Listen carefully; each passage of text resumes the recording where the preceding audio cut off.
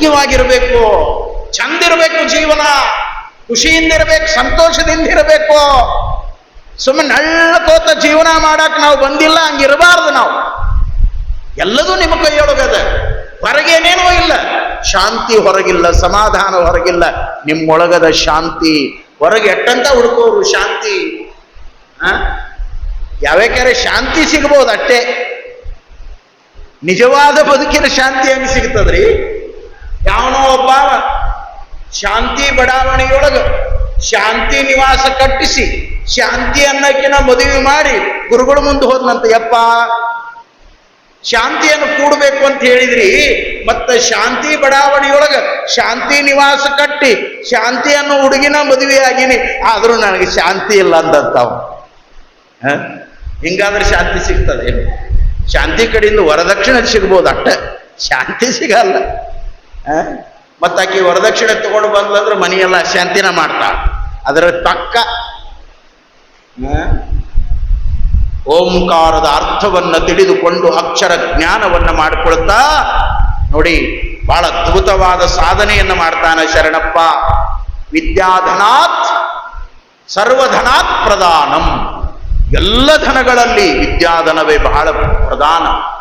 ನಮ್ಮ ಈ ದಿನಮಾನದ ಎಜುಕೇಶನ್, ಈಗೇನು ಬ್ರಿಟಿಷರು ಬಿಟ್ಟು ಹೋದ ಮೇಲೆ ನಾವೊಂದು ಎಜುಕೇಶನ್ ಸಿಸ್ಟಮ್ ಮಾಡಿಕೊಂಡು ನಮ್ಮ ಇಂಡಿಯಾದೊಳಗೆ ನಾವೇನು ಎಜುಕೇಟೆಡ್ ಆಗ್ತಾ ಇದ್ದೀವಲ್ಲ, ನಮ್ಮ ಎಜುಕೇಶನ್ ಸಿಸ್ಟಮ್ಮಿನೊಳಗೆ ಮೊದಲು ಸರ್ವಪಲ್ಲಿ ಡಾಕ್ಟರ್ ರಾಧಾಕೃಷ್ಣನ್ ಅವರು ಒಬ್ಬ ಶಿಕ್ಷಕರಾಗಿ ಸೇವಾ ಮಾಡಿ ತಮ್ಮ ಹುಟ್ಟಿದ ಹಬ್ಬವನ್ನ ಶಿಕ್ಷಕರ ದಿನಾಚರಣೆಯಾಗಿ ಕೊಟ್ಟು ರಾಷ್ಟ್ರಪತಿಗಳಾದವರು ಸರ್ವಪಲ್ಲಿ ಡಾಕ್ಟರ್ ರಾಧಾಕೃಷ್ಣನ್ ಅವರು ದ ಎಜುಕೇಶನ್ ಅಂತ ತಿಳ್ಕೊಂಡು ಒಂದು ಇಂಗ್ಲಿಷಿನೊಳಗ ಬಹಳ ಚಲೋ ಪುಸ್ತಕ ಬರೆದಾರ.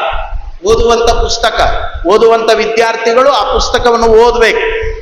ಅದ್ರೊಳಗೆ ಒಂದು ಮಾತು ಬರೀತಾರೆ, ಎಜುಕೇಶನ್ ಈಸ್ ಸೆಕೆಂಡ್ ಬರ್ತ್ ಅನ್ನುವಂತ ಮಾತನ್ನು ಬರೆದಾರ. ಎಜುಕೇಶನ್ ಈಸ್ ಸೆಕೆಂಡ್ ಬರ್ತ್. ಶಿಕ್ಷಣ ಅನ್ನೋದು ಮನುಷ್ಯನಿಗೆ ಎರಡನೆಯ ಹುಟ್ಟು. ತಾಯಿಯ ಗರ್ಭದಿಂದ ಹುಟ್ಟಿ ಬರೋದು ಒಂದನೇ ಹುಟ್ಟಾದ್ರ ಶಿಕ್ಷಣದ ಸಂಸ್ಕಾರದ ಮೂಲಕ ಅಕ್ಷರ ಜ್ಞಾನವನ್ನ ಮಾಡಿಕೊಂಡು ಆ ಅರಿವಿನ ಮೂಲಕ ಸದ್ಗುಣಗಳನ್ನು ಸಂಪಾದನೆ ಮಾಡಿಕೊಂಡು ಸದಾಚಾರವನ್ನು ಸಂಪಾದನೆ ಮಾಡಿಕೊಂಡು ವಿವೇಕಿಯಾಗಿ ಈ ಜಗತ್ತಿನೊಳಗ ಸದ್ವರ್ತನೆಯೊಳಗ ಬದುಕುವಂತದ್ದೇನಿದೆಯಲ್ಲ, ಅದು ಮನುಷ್ಯನ ಎರಡನೆಯ ಹುಟ್ಟು. ಅದು ಎಜುಕೇಶನ್, ಅದು ಶಿಕ್ಷಣ. ಶಿಕ್ಷಣ ಶಿಕ್ಷಣ ಅಂತಹ ಗುರುಕುಲ ಪದ್ಧತಿಯ ಪರಾವಿದ್ಯೆ ಅಪರಾವಿದ್ಯೆ ಅಂತ ಕರೀತಾರೆ ಭಾರತೀಯ ವಿದ್ಯೆಗಳನ್ನ. ಆವಾಗ 64 ವಿದ್ಯೆಗಳಿದ್ದು 64 ವಿದ್ಯೆಗಳು. ಯಾವುದ್ರೊಳಗ ಪ್ರಗತಿಯನ್ನು ಸಾಧಿಸಬೇಕಾಗಿತ್ತೋ ಅದ್ರೊಳಗೆ ಶಿಷ್ಯನಾಗಿರುವಂತವನು ಗುರುವಿನ ಮೂಲಕ ಅದನ್ನೆಲ್ಲ ಪಡ್ಕೊಳ್ತಿದ್ದ. ಅಂದು ಓಂಕಾರದ ಆ ಮರ್ಮವನ್ನ ತಿಳಿಸಿಕೊಟ್ಟಿರುವಂತಹ ಗುರುಗಳು ನೋಡಿ, ಅರಿವಿನ ಬೆಳಕನ್ನ ನೀಡಿದ ಮೇಲೆ ಮುಂದಿನ ಪಾಠವಾಗಿ ಹೇಳಿದ್ರವರು, ಶರಣಬಸವೇಶ ಮುಂದಿನ ಮಾತುಗಳನ್ನು ಹೇಳ್ತೇನೆ ಕೇಳು. ಎಂಥ ವಿದ್ಯೆ ನೋಡಿ, ಆ ದಿನಮಾನದ ವಿದ್ಯೆ. ಇದನ್ನು ಇವತ್ತು ಯಾರು ಕಲಿಸಕ್ಕಾಗುತ್ತದೆ? ಎಷ್ಟು ಅದ್ಭುತವಾದ ಬದುಕನ್ನು ಕಲಿಸಿಕೊಟ್ರು ನಮ್ಮವರು. ಗುರು ಹೇಳ್ತಾನೆ ಬಹಳ ಸುಂದರವಾಗಿ, ಶರಣಬಸವೇಶ ಒಂದು ಹೇಳಲೆ ಮಗನೇ ಪರಬ್ರಹ್ಮವು ಒಂದು, ಎರಡು ಹೇಳಲೆ ಮಗನೇ ಶಿವಶಕ್ತಿಗಳು ಎರಡು, ಮೂರು ಹೇಳಲೆ ಮಗನೇ ಲೋಕಗಳು ಮೂರು, ಸ್ವರ್ಗ ಮರ್ತ್ಯ ಪಾತಾಳ. ನಾಲ್ಕು ಹೇಳಲೆ ಮಗನೇ ಪುರುಷಾರ್ಥಗಳು ನಾಲ್ಕು, ಧರ್ಮ ಅರ್ಥ ಕಾಮ ಮೋಕ್ಷ. ಐದು ಹೇಳಲೆ ಮಗನೇ ಪಂಚಭೂತಗಳು ಐದು, ಪೃಥ್ವಿ ಅಪ್ ತೇಜು ವಾಯು ಆಕಾಶ. ಆರು ಹೇಳಲೆ ಮಗನೇ ಷಡ್ರಸಗಳು ಆರು, ಷಟಸ್ಥಲಗಳು ಆರು, ಷಡ್ವಿಧ ಭಕ್ತಿಗಳು ಆರು, ಏಳು ಹೇಳಲೆ ಮಗನೇ ಸಪ್ತ ಸ್ವರಗಳು ಏಳು, ಸಪ್ತಧಾತುಗಳೇಳು, ಸಪ್ತ ವ್ಯಸನಗಳು ಏಳು, ಸಪ್ತ ಸೂತ್ರಗಳು ಏಳು. ಎಂಟು ಹೇಳಲೆ ಮಗನೇ ಅಷ್ಟಾವರಣಗಳೆಂಟು, ಅಷ್ಟ ದಿಕ್ಕುಗಳು ಎಂಟು, ಅಷ್ಟಮೂರ್ತಿಗಳು ಎಂಟು.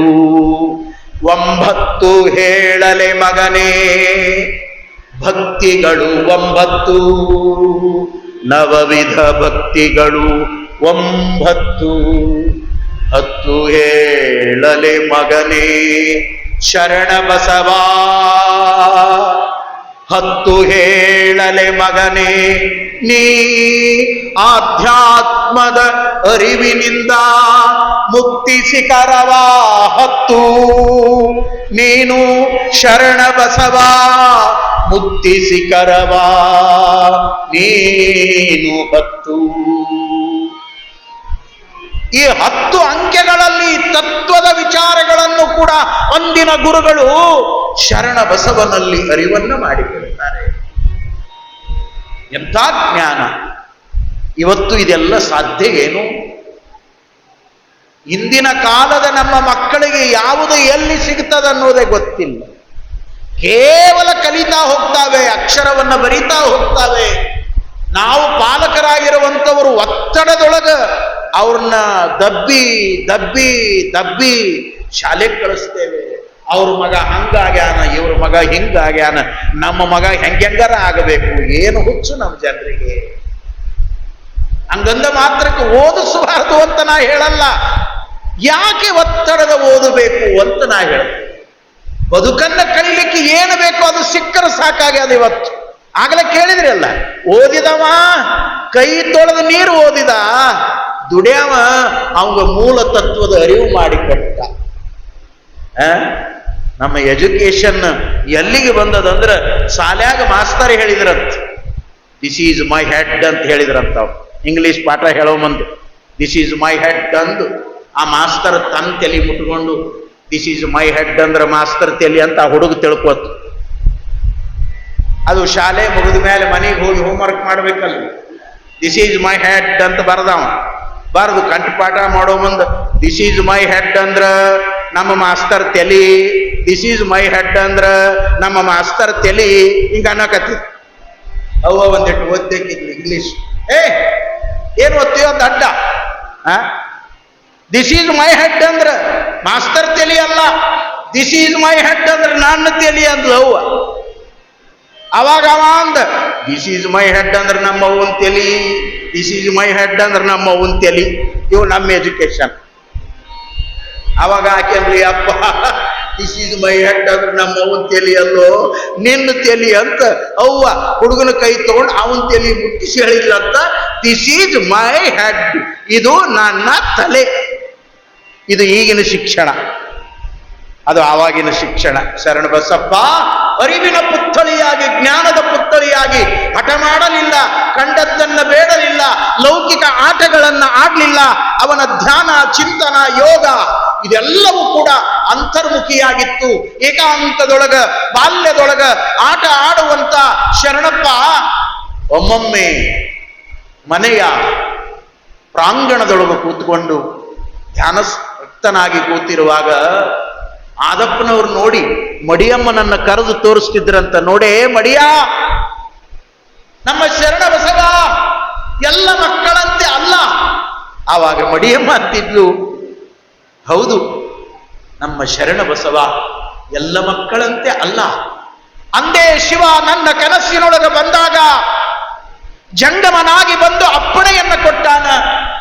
ಅವ್ವ ಮಡಿಯಮ್ಮ, ನಿನ್ನ ತಂಗಿಯ ಪುಣ್ಯ ಗರ್ಭದಿಂದ, ಸಂಗಮ್ಮನ ಗರ್ಭದಿಂದ ಹುಟ್ಟಿ ಬರುವಂತಹ ಮಗು ಜಗವನ್ನ ಬೆಳೆದು ಅವತಾರಿ ಪುರುಷನಾಗಿ ಬರ್ತಾನಂತ ತಿಳ್ಕೊಂಡು ಅಂದೇ ಶಿವ ಅಪ್ಪಣೆಯನ್ನ ಕೊಟ್ಟಾನಂದ ಮೇಲೆ ನಿಜವಾಗ್ಲೂ ನಮ್ಮ ಶರಣ ಬಸವ ಸಾಮಾನ್ಯನಲ್ಲ, ಅಸಾಮಾನ್ಯ. ಇಷ್ಟು ಚಿಕ್ಕ ವಯಸ್ಸಿನೊಳಗೆ ಇಂಥ ಅಪರೂಪದ ಏಕಾಂತದ ಧ್ಯಾನದ ಆಟವನ್ನ ಆಡ್ತಾನ. ನೋಡ್ರಿ, ಹೊರಗೆ ನೋಡ್ರಿ, ಅಂಗ ಅಂಗಳದೊಳಗೆ ಓಣಿಯ ಮಕ್ಕಳು ಏನೇನೋ ಆಡ್ತಾವ, ಚಿಣಿದಾಂಡ ಆಡ್ತಾವ, ಕುಂಟಲಿಪಿ ಆಡ್ತಾವ, ಕಲ್ಲುಗಳನ್ನು ತಗೊಂಡು ಲಗೋರಿ ಆಡ್ತಾವ, ಮತ್ತೇನೇನೋ ಆಟಗಳನ್ನ ಆಡ್ತಾವ, ಇನ್ನೂ ಕೆಲವು ಅದಾವ. ಮನಿ ಕಟ್ತಾವ. ಕಟ್ಟೋದಿಲ್ರಿ? ನಾವು ನೀವು ಸಣ್ಣವರಿದ್ದಾಗ ಕಟ್ಟೀವಿ. ಸುಮ್ಮನೆ ನೆನಪು ಮಾಡಿ ಕೊಡ್ತೀನಿ, ಭಾಳ ದೊಡ್ಡವರಾಗಿ ಕುಂತೀರಿ. ಸಣ್ಣವರಿದ್ದಾಗ 5 ವರ್ಷ 6 ವರ್ಷ ಇದ್ದಾಗ ಓಣಿ ಹುಡುಗರೆಲ್ಲ ಒಂದು ಕಡೆ ಸೇರಿ, ನಾವು ನೀವು ಸಣ್ಣವ್ರು ಹಿರಿಯರಿದ್ದಾಗ ಇನ್ನೂ ಇವು ಯಾವ ಗೇಮ್ಗಳು ಬಂದಿರಲಿಲ್ಲ, ಕೈಯಾಗ ಮೊಬೈಲ್ ಇರಲಿಲ್ಲ, ಕಂಪ್ಯೂಟರ್ ಇರಲಿಲ್ಲ, ರಿಮೋಟ್ ಆಟಗಳು ಇರಲಿಲ್ಲ. ಈಗಿನ ಮಕ್ಕಳಿಗೆ ಹೊರಗಿನ ಆಟಗಳೇ ಗೊತ್ತಿಲ್ಲ, ಅವಕ್ಕೆ ಕಲ್ಲು ಮಣ್ಣುಗಳು ಪರಿಚಯನೇ ಗೊತ್ತಿಲ್ಲ. ಮಣ್ಣಾಗ ಹೋಗ್ಬೇಡ, ಕಾಲು ಹೊಲಸಾಗ್ತದಂತಾರೆ ಇವ್ರು. ತೊಳ್ಯಾಕ ಬ್ಯಾಸ್ರಿ ಇವ್ರಿಗೆ. ಎಷ್ಟು ಮಣ್ಣು ಹತ್ತದ ಅಷ್ಟು ಆರೋಗ್ಯ ಚಲೋ ಇರ್ತದ. ಈಗ ಆಯುರ್ವೇದದವ್ರು ಹೇಳಾಕತ್ಯಾರಲ್ಲ, ದೊಡ್ಡ ದೊಡ್ಡ ಶ್ರೀಮಂತರ ಮನ್ಯಾಗ ರೋಗ ಏನು ಬಂದಾವ, ಅವ್ರಿಗೆ ಏನು ಹೇಳಾಕತ್ಯಾರ ಅಂದ್ರೆ, ಹೊರಗೆ ಬರ್ರಿ, ಬೈಲಿಗೆ ಬರ್ರಿ, ಬರಿಗೆ ಅಲ್ಲೇ ಅಡ್ಡಾಡ್ರಿ, ನಿಮ್ಗೆಲ್ಲ ಹೊಕ್ಕಾವಂತಾರ. ಮೊದಲು ಹಂಗ ಆಡಿವಲ್ಲ ಎಲ್ಲರೂ. ನೋಡ್ಬೇಕು ಅವಾಗ ಎಷ್ಟು ಚಂದ ಮನಿ ಕಟ್ಟೋದು. ಅದು ಹುಸುಗಿರ್ತದ, ಮರಳಿರ್ತದ, ಅದರ ಕಾಲಿಟ್ಟು ಅದ್ರ ಮ್ಯಾಗ ಹಿಂಗ ಬಡದ್ರ ಕಾಲು ತೆಗೆದ್ರೆ ಚಂದ ಒಂದು ಮನಿ ಆಗೋದು. ಮನಿ ಮುಂದೆ ಹಿಂಗ ಒಂದು ಕಂಪೌಂಡ್ ವಾಲ್ ಕಟ್ಟೋದು, ಹುಸುಗಿಲೆ ಅಲ್ಲೆಲ್ಲೆಲ್ಲೆಲ್ಲೆ ಒಂದೀಟು ಗಿಡದ ತಪ್ಪಲ ಮುರ್ಕೊಂಡು ಬಂದು ಹಿಂಗ ಹಿಂಗ ಹಿಂಗ ಹಿಂಗ ಅವನ್ನ ನೆಡೋದು. ಮತ್ತೊಂದೀಟು ಮಣ್ಣಿನ ರಾಡಿ ಮಾಡಿ ಅದನ್ನು ಹೋಳಿಗೆ ಮಾಡೋದು, ಹುಗ್ಗಿ ಮಾಡೋದು, ಕರಿಗಡುಬ ಮಾಡೋದು, ಚಿತ್ರಾನ್ನ ಮಾಡೋದು, ಮೊಸರನ್ನ ಮಾಡೋದು, ಏನೆಲ್ಲ ಮಾಡಿ ಸಣ್ಣ ಸಣ್ಣ ಎಲಿ ತಂದು ಹಿಂಗಿಂಗ ಹಚ್ಚಿ ಅದ್ರಾಗ ಒಂದೊಂದು ಕಡ್ಡಿ ಇಟ್ಟು ನೀ ಉಣ್ಣು ನಾ ಉಣ್ಣು ಉಂಡಂಗ ಮಾಡಿ ಬಂದಂಗ ಮಾಡಿ ಆಟ ಆಡಿ ಎಲ್ಲಿತನ? ಹೊಟ್ಟಿ ಹಸಿಯತನ. ಹೊಟ್ಟಿ ಹಸಿಯತನ ಆಟ ಆಡಿ ಹೊಟ್ಟಿ ಹಸದ್ಗುಳೆ ಆಟ ಗೂಟ ಚೈ ಅಂತ ಕಟ್ಟಿದ ಮನೆ ಕೆಡಿವಿ, ಮನೆ ಕಡೆ ಓಡೋದು. ಇದು ನಾವು ನೀವು ಆಡೀವಿ. ಬಾಲ್ಯದೊಳಗೆ ಕಲ್ಲು ಮಣ್ಣಿನ ಮನೆ ಕಟ್ಟಿದ್ವಿ. ದೊಡ್ಡವರಾದ್ಮೇಲೆ ಅದನ್ನ ಮಾಡೀವಿ. ಒಂದು ಸೈಟ್ ತಗೊಂಡಿವಿ, ಒಂದು ಪ್ಲಾಟ್ ತಗೊಂಡಿವಿ, 30-40 ತಗೊಂಡಿವಿ, 50 ಲಕ್ಷಕ್ಕೆ ತಗೊಂಡಿವಿ, 70 ಲಕ್ಷಕ್ಕೆ ತಗೊಂಡಿವಿ. ಬರೀ ಸೈಟ್ ಇದು, ಮುಂದೆ ಕಟ್ಟೋದೆ ಯಾವಾಗೋ. ನೋಡ್ರಿ, ಸೈಟ್ ತಗೊಂಡಿವಿ, ಪ್ಲಾಟ್ ತಗೊಂಡಿವಿ. ಬಂದವ್ರೆಲ್ಲ ಕೇಳ್ತಾರ, ಪ್ಲಾಟ್ ತಗೊಂಡಿರಿಲ್ಲ, ಸೈಟ್ ತಗೊಂಡಿರಿಲ್ಲ, ತಗೊಳ್ಳಿಲ್ಲ ಅಂದ್ರೆ ಅವು ಕಿಮ್ಮತ್ತ ಇಲ್ಲ. ತಗೋಬೇಕು ಸುಮ್. ಪ್ಲಾಟ್ ಕಟ್ಟಲಿಲ್ಲ ಅಂದ್ರೂ ನಡೀತದ. ಕೊನೆಗೆ ಅವನಾರ ತಗೊಂಡು ಹೋಗಿ ಅಲ್ಲಿ ಉಗಿಯಕ್ಕೆ ಬರ್ತಾವ. ಕೆಳಗೆ ಗದ್ದಿಗೆ ಮಾಡಿ ಮುಂದೆ ಮೊಮ್ಮಕ್ಕಳು ಕಟ್ತಾರ ಮನಿ. ನೋಡ್ರಿ, ಇದೆಲ್ಲ ಮಾಡಿ ಅಲ್ಲೇನ ಆಡಿ ಕಟ್ಟೀವಿ, ಅದನ್ನ ಮುಂದೆ ಇಲ್ಲಿ ಕಟ್ತೀವಿ. ಅಲ್ಲಿ ಮನೆ ಕಟ್ಟಿದಾಗ ಬಾಲ್ಯದಾಗ 2 ಚಂದ ಕಲ್ಲು ತಗೊಂಡು ಒಂದು ಗಂಡನ ಮಾಡಿದ್ವಿ, ಒಂದು ಹೆಂಡತಿನ ಮಾಡಿದ್ವಿ. ಗಂಡ ಹೆಂಡತಿ ಕುಂಡ್ರಿಸಿವಿ, ನೋಡ್ತಾವಲ್ಲ ಮನ್ಯಾಗ, ಅದನ್ನ ಮಾಡ್ತಾವ. ಅಲ್ಲಿ ಮಾಡಿದ್ದು ಮುಂದೆ ಇಲ್ಲಿ ದೊಡ್ಡದು ಮಾಡಿ ಮನೆ ಕಟ್ಟಿ ಅಲ್ಲಿನೂ ಗಂಡ ಹೆಂಡತಿ ಮಾಡಿದ್ವಿ, ಬಾಳೆವು ಮಾಡಿದ್ವಿ. ಅಲ್ಲಿ ಕೆಸರಿಂದ ಮಾಡ್ಕೊಂಡು ಉಂಡಿವಿ, ಇಲ್ಲಿ ಚಲೋ ಚಲೋ ಮಿಟ್ಟ ಮಿಟ್ಟ ಮಾಡ್ಕೊಂಡು ಹೊಡೆದಿವಿ. ಆಡಿ ಉಂಡು ಎಲ್ಲ ಮಾಡಿ ಒಂದು ದಿನ ಆಟ ಊಟ ಚಾಯ್ ಬಿಟ್ಟು ಹೋಗೋದ ಜೀವನದ. ಬಾಲ್ಯದೊಳಗೆ ಏನು ಆಡೀರಿ ಅದು ಬದುಕಿನಾಗ ಆಡ್ತೀರಿ. ಇಷ್ಟ ಆಡಾಕ ನಾವು ಬಂದಿಲ್ಲ. ಈ ಲೌಕಿಕ ಆಟವನ್ನ ಆಡುವ ಸಲುವಾಗಿ ಬಂದಾತನಲ್ಲ ಶರಣಬಸಪ್ಪ. ಲೌಕಿಕ ಭೌತಿಕ ಆಟದ ಜೊತೆಗೆ ಆಧ್ಯಾತ್ಮದ ಅರಿವಿನ ಆಟವಾಡಿ ಶರಣ ಸಂಸ್ಕೃತಿಯ ಬೆಳಕನ್ನ, ದಾಸೋಹದ ಪರಂಪರೆಯ ಮಹಾ ಬೆಳಕನ್ನ ನಾಡಿನ ತುಂಬ ಬೆಳಗುವ ಸಲುವಾಗಿ ಬಂದಾತ ಮಹಾನುಭಾವ ಶರಣ ಬಸವೇಶ. ಹೀಗೆ ತನ್ನದೇ ಆಗಿರುವಂತ ಸಾಧನೆಯಲ್ಲಿ ಶರಣಬಸಪ್ಪ ಕಾಲವನ್ನು ಕಳೀತಾ ಇರುವಾಗ ದಿನಗಳು ಓಡ್ತಾ ಇದ್ದಾವೆ, ಪಕ್ಷಗಳು ಓಡ್ತಾ ಇದ್ದಾವೆ, ಮಾಸಗಳು ಓಡ್ತಾ ಇದ್ದಾವೆ, ತಿಂಗಳುಗಳು ಓಡ್ತಾ ಇದ್ದಾವೆ, ವರ್ಷಗಳು ಕಳೀತಾ ಇದ್ದಾವೆ. 7-8ನೇ ವಯಸ್ಸು ಪ್ರಾಪ್ತವಾಯಿತು ಶರಣಪ್ಪನಿಗೆ. ಆವಾಗ ಆದಪ್ಪ ಶರಣರು ಮನೆಯೊಳಗಿದ್ದ ಮಡದಿಯ ಮುಂದೆ ಹೇಳಿಕೊಳ್ತಾರ, ನಮ್ಮ ಮಗ ಶರಣಬಸವನಿಗೆ 8ನೇ ವಯಸ್ಸು ಪ್ರಾಪ್ತ ಆಗ್ಯಾದ. ನಮ್ಮ ಲಿಂಗಾಯತ ವೀರಶೈವ ಧರ್ಮದಂತೆ 8ನೇ ವಯಸ್ಸಿನೊಳಗ ನಮ್ಮ ಮಗನಿಗೆ ಇಷ್ಟಲಿಂಗ ದೀಕ್ಷಾ ಸಂಸ್ಕಾರವನ್ನು ಕೊಡಿಸ್ಬೇಕು ಅಂತ ತಿಳ್ಕೊಂಡು ಆದಪ್ಪ ಶರಣರು ವಿಚಾರ ಮಾಡಿ ಮನೆಯೊಳಗ ತಮ್ಮನನ್ನು ಕೂಡಿಸ್ಕೊಂಡು, ತಮ್ಮನ ಹೆಂಡತಿಯನ್ನು ಕೂಡಿಸ್ಕೊಂಡು, ಮಡಿಯಮ್ಮನನ್ನು ಕೂಡಿಸ್ಕೊಂಡು ಈ ವಿಚಾರವನ್ನ ಚರ್ಚೆ ಮಾಡಿದಾಗ ಅವರಂದ್ರು, ಮನೆ ಯಜಮಾನ ನೀವು, ಹಿರಿಯರು ನೀವು, ನಮ್ಮ ಧರ್ಮ ಸಂಸ್ಕಾರದ ವ್ಯವಸ್ಥೆಯೊಳಗ ಏನೇನು ನಡಿಬೇಕೋ ಅದೆಲ್ಲ ಬಲ್ಲವರು ನೀವು. ಹಾಗಾಗಿ ನಮ್ಮ ಶರಣ ಬಸವನಿಗೆ ಅಷ್ಟ ವರ್ಷಗಳು ಪ್ರಾಪ್ತವಾಗಿರುವಾಗ ಈ 8ನೇ ವಯಸ್ಸಿನೊಳಗ ಆತನಿಗೆ ಶಿವದೀಕ್ಷಾ ಸಂಸ್ಕಾರವನ್ನು ಕೊಡಿಸಬೇಕು ಅಂತ ತಿಳ್ಕೊಂಡು ವಿಚಾರವನ್ನು ಮಾಡಿ ಚರ್ಚೆ ಮಾಡಿದರು. ಇವತ್ತು ನಾವೆಲ್ಲ ತಿಳ್ಕೋಬೇಕು, ಎಲ್ಲ ಧರ್ಮಗಳಲ್ಲಿಯೂ ಕೂಡ ಸಂಸ್ಕಾರಗಳಿದ್ದಾವೆ.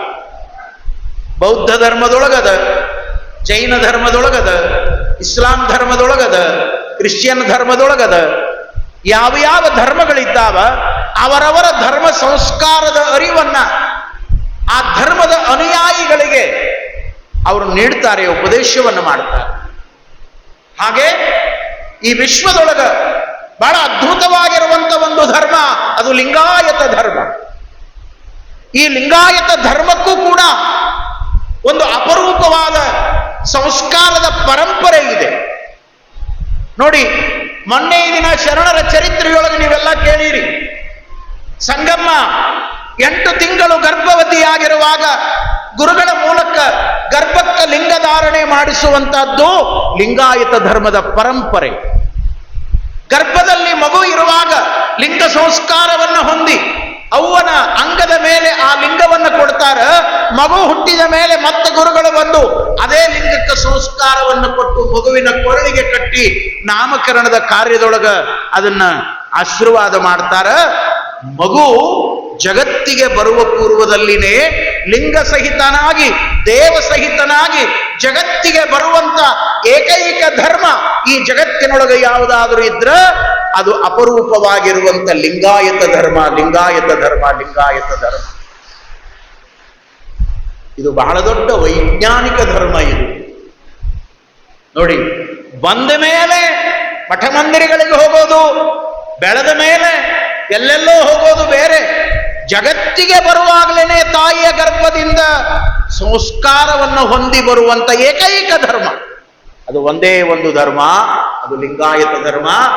ಅದು 8 ತಿಂಗಳು ತಾಯಿ ಪೂರ್ಣ ಗರ್ಭಿಣಿಯಾಗಿರುವಾಗ ಗುರುಗಳ ಮೂಲಕ ಗರ್ಭಕ್ಕೆ ಲಿಂಗಧಾರಣ ಸಂಸ್ಕಾರವನ್ನು ಮಾಡಿಸ್ತಾರ. ಅದಕ್ಕ ನಮ್ಮಲ್ಲಿ ಲಿಂಗೋದ್ಭವ ಅನ್ನುವಂತ ನುಡಿ ಬಳಕೆಯೊಳಗೆ ಬಂದದ. ಲಿಂಗ ಸಹಿತನಾಗಿ ಉದ್ಭವ ಆಗುವವನೇ ಅವನು ಲಿಂಗೋದ್ಭವ. ಲಿಂಗ ಸಹಿತವಾಗಿ ಬದುಕನ್ನ ಬಾಳಿ ಲಿಂಗಾಂಗ ಸಾಮರಸ್ಯದ ಜೀವನವನ್ನ ಕಳೆದು ಒಂದು ದಿನ ಲಿಂಗ ಸಹಿತನಾಗಿ ಐಕ್ಯನಾಗುವವನೇ ಅವನು ಲಿಂಗೈಕ್ಯ, ಅವನು ಲಿಂಗಾಯತ, ಲಿಂಗಾಯತ, ಲಿಂಗಾಯತ. ಇಂಥ ಅಪರೂಪವಾಗಿರುವಂತ ಧರ್ಮ ಸಂಸ್ಕಾರದ ಅರಿವಿನ ಮನೆತನ ಅರಳಗುಂಡಿಗೆಯ ಸಾಲೋಕ್ಯ ಮನೆತನ, ಕೃಷಿ ಕಾಯಕದ ಮನೆತನ, ಗುರುಲಿಂಗ ಜಂಗಮರನ್ನ ಆರಾಧನೆ ಮಾಡುವಂತ ಮನೆತನ, ಸಾಲೋಕ್ಯ ಮನೆತನದ ಹಿರಿಯರಾಗಿರುವಂತ ಆದಪ್ಪನವರು ವಿಚಾರ ಮಾಡಿದ್ರು, ನಮ್ಮ ಮಗನಿಗೆ 8ನೇ ವಯಸ್ಸೀಗ ಪ್ರಾಪ್ತ ಆಗ್ಯದ, ಆತನಿಗೆ ಧರ್ಮದ ದೀಕ್ಷೆ ಕೊಡಿಸ್ಬೇಕು, ಗುರುಗಳ ಮೂಲಕ ಸಂಸ್ಕಾರವನ್ನು ಕೊಡಿಸ್ಬೇಕು.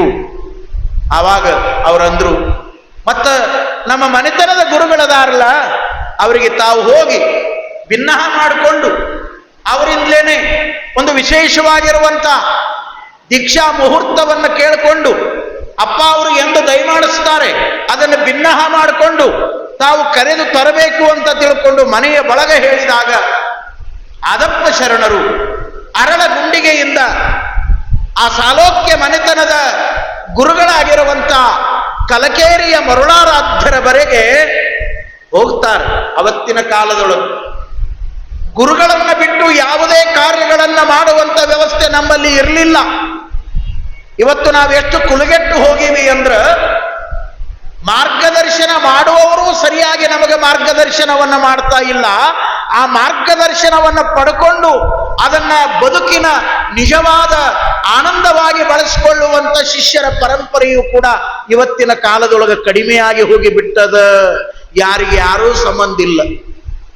ಹಂಗಾಗಿ ಅದು ಏನಾರ ಹೇಳಕ್ ಹೋದ್ರೆ ನೀವೇನು ಹೇಳ್ತೀರಿ ಬಿಡ್ರಿ ಅನ್ನೋರು ಹುಟ್ಟ್ಯಾರ.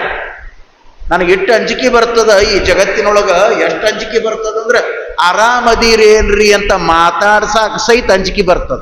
ನಮ್ಮ ಆರಾಮ್ ತಗೊಂಡು ನೀವೇನ್ ಮಾಡ್ತೀರಿ ಅನ್ನೋ ಮಂದಿ ಹುಟ್ಟ್ಯಾರ. ಎಲ್ಲಿಗೆ ಹೋಗಿ ತೊಳ್ಕೋಬೇಕು ಕರ್ಮ. ಈ ಕರ್ಮ ದೂರ ಆಗಬೇಕು ಅಂತಾನೆ ಶರಣಬಸಪ್ಪನ ಪುರಾಣವನ್ನ ಹಳ್ಳಿಯೊಳಗೆ ಹಚ್ಚೋದು.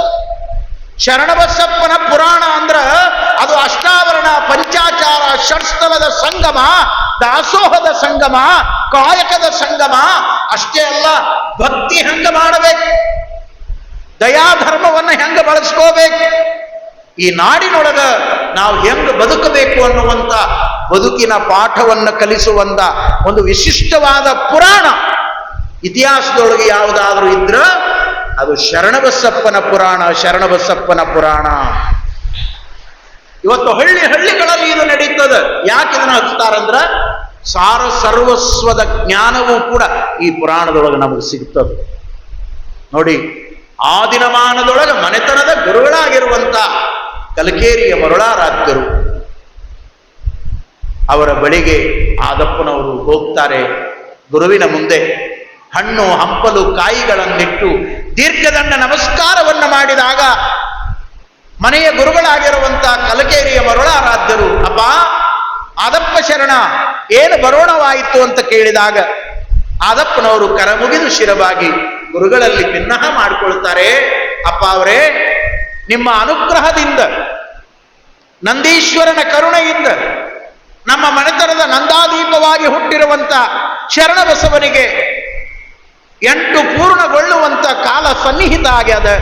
ಹಾಗಾಗಿ ನಮ್ಮ ಮಗನಿಗೆ ತಾವು ಇಷ್ಟಲಿಂಗ ದೀಕ್ಷಾ ಸಂಸ್ಕಾರವನ್ನು ಕರುಣಿಸಿ ಆತನ ಬಾಳನ್ನ ಉದ್ಧಾರ ಮಾಡಬೇಕು, ಶಿವದೀಕ್ಷಾ ಸಂಸ್ಕಾರವನ್ನು ಕೊಡಬೇಕು, ತಾವು ಬರುವಂತ ಒಂದು ಶುಭ ಮುಹೂರ್ತವನ್ನ ಗೊತ್ತುಪಡಿಸಿ ಅರಳ ಗುಂಡಿಗೆಗೆ ದಯಮಾಡಿಸಬೇಕು, ನಮಗ ಪಾದೋದಕ ಪ್ರಸಾದವನ್ನ ಕರುಣಿಸಿ ನಮಗ ಮಾರ್ಗದರ್ಶನ ಮಾಡಬೇಕು ಅಂತ ತಿಳ್ಕೊಂಡು ಗುರುಗಳ ಪಾದದಲ್ಲಿ, ಕಲಕೇರಿಯ ಮರುಳಾರಾಧ್ಯರ ಪಾದದಲ್ಲಿ ಆದಪ್ಪ ಶರಣರು ಭಕ್ತಿಯಿಂದ ಬೇಡಿಕೊಂಡಾಗ ಪೂಜ್ಯ ಗುರುಗಳಾಗಿರುವಂತ ಕಲಕೇರಿಯ ಮರುಳಾರಾಧ್ಯರು ಒಂದು ಅಪರೂಪದ ಸಮಯವನ್ನ ಗೊತ್ತು ಮಾಡಿ ಆದಪ್ಪನವರಿಗೆ ಹೇಳ್ತಾರೆ, ಇಂಥ ದಿನ ನಾವು ಪ್ರಯಾಣವನ್ನು ಬೆಳೆಸ್ತೇವೆ, ನಿಮ್ಮೂರಿಗೆ ಬರಬೇಕು ಅಂದ್ರೆ 2-3 ದಿನಗಳ ಪ್ರಯಾಣ ಆಗ್ತದೆ. ಮಾರ್ಗದ ಮಧ್ಯದೊಳಗ ಭಕ್ತರ ಮನೆಗಳಲ್ಲಿ ಪೂಜೆ ಪುರಸ್ಕಾರಗಳನ್ನು ಮುಗಿಸ್ಕೊಳ್ತಾ ನಾವು ಅರಳಗುಂಡಿಗೆಗೆ ಒಂದು ದಿನ ಪೂರ್ವದಲ್ಲಿನೇ ಬರ್ತೇವೆ. ಅಂದು ವಾಸ್ತವ್ಯವನ್ನ ಮಾಡ್ತೇವೆ, ಅಂದು ಶಿವಾನುಭವವನ್ನ ನಡೆಸ್ತೇವೆ. ಮರುದಿನ ಬೆಳಗ್ಗೆ ಬ್ರಾಹ್ಮಿ ಮುಹೂರ್ತದಲ್ಲಿ ನಿಮ್ಮ ಚಿರಂಜೀವಿಯಾಗಿರುವಂತ ಶರಣಬಸವನಿಗೆ ಶಿವದೀಕ್ಷಾ ಸಂಸ್ಕಾರವನ್ನು ಮಾಡ್ತೇವೆ. ನೀವು ಹೋಗಿ ಎಲ್ಲಾ ರೀತಿಯ ಸಿದ್ಧತೆಗಳನ್ನ ಮಾಡಿಕೊಳ್ಳ್ರಿ ಅಂತ ತಿಳ್ಕೊಂಡು ಕಲಕೇರಿಯ ಮರುಳಾರಾಧ್ಯರು ಶಿಷ್ಯರಾಗಿರುವಂತ ಸಾಲೋಕ್ಯ ಮನೆತನದ ಆದಪ್ಪನವರಿಗೆ ಅಪ್ಪಣೆಯನ್ನು ಕೊಟ್ಟರು. ಗುರುವಿನ ವಾಕ್ಯವನ್ನ, ಅನುಗ್ರಹವನ್ನ ಪಡೆದುಕೊಂಡಿರುವಂತ ಆದಪ್ಪನವರು ಮರಳಿ ಅರಳ ಗುಂಡಿಗೆಗೆ ಬರ್ತಾರ, ಸಕಲ ಸಿದ್ಧತೆಗಳನ್ನ ಮಾಡಿಕೊಳ್ತಾರ, ಮನೆಯನ್ನ ಮಡಿಗೊಳಿಸ್ತಾರ, ಅದಕ್ಕೆ ಸಾರಣಿಗೆ ಮಾಡ್ತಾರ, ಸುಣ್ಣ ಬಣ್ಣಗಳನ್ನ ಹಚ್ತಾರ, ಹಬ್ಬದ ವಾತಾವರಣವನ್ನ ನಿರ್ಮಾಣ ಮಾಡ್ತಾರ, ಬಂಧು ಬಳಗಕ್ಕೆ ಆಮಂತ್ರಣವನ್ನ ಕೊಡ್ತಾರ, ಊರಿನ ಜನರಿಗೆಲ್ಲ ಗುರುಗಳ ದಯಮಾಡಿಸಿ ಶರಣಬಸಪ್ಪನಿಗೆ ದೀಕ್ಷೆಯನ್ನ ಮಾಡ್ತಾರ ಅನ್ನುವಂಥ ಸುದ್ದಿಯನ್ನ ಎಲ್ಲಾ ಕಡೆ ತಿಳಿಸ್ತಾರೆ. ಅದಕ್ಕೆ ಎಲ್ಲಾ ರೀತಿಯ ವ್ಯವಸ್ಥೆಗಳಾಗ್ತಾವೆ. ಮುಂದೆ ಗುರುಗಳು ದಯಮಾಡಿಸಿ ಅರಳಗುಂಡಿಗೆಯೊಳಗ ಶರಣಬಸಪ್ಪನಿಗೆ ದೀಕ್ಷಾನುಗ್ರಹವನ್ನ ಮಾಡುವುದರ ಮೂಲಕ ಆತನ ಬದುಕಿಗೆ ಆಧ್ಯಾತ್ಮದ ಅಷ್ಟಾವರಣದ ಬೆಳಕನ್ನ ಹೆಂಗೆ ಚೆಲ್ಲುತ್ತಾರೆ ಎನ್ನುವುದನ್ನ ಮತ್ತೆ ನಾಳೆ ದಿನದ ಪುರಾಣ ಪ್ರವಚನದಲ್ಲಿ ನಾವೆಲ್ಲ ಕೇಳೋಣ ಅನ್ನುವಂಥ ಮಾತುಗಳನ್ನ ತಮ್ಮ ಜೊತೆಯಲ್ಲಿ ಹಂಚಿಕೊಂಡು ಇಲ್ಲಿಯವರೆಗೆ ಶಾಂತವಾಗಿ ಕೂತ್ಕೊಂಡು ತಾವು 2 ಗಂಟೆಗಳ ಕಾಲ ಶರಣರ ಲೀಲಾಮಯವಾಗಿರುವಂಥ ಚರಿತ್ರೆಯನ್ನ ಭಕ್ತಿಯಿಂದ ಕೇಳ್ತಾ